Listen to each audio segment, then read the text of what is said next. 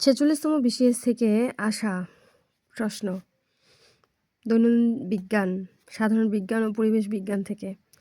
নিচের কোনটি greenhouse gas নয়? গ্রিনহাউস গ্যাস নয় হলো নাইট্রিক অক্সাইড, মানে NO। এটি কিন্তু গ্রিনহাউস গ্যাস নয়। গ্রিনহাউস গ্যাস হলো জলীয় বাষ্প, মিথেন, কার্বন ডাইঅক্সাইড।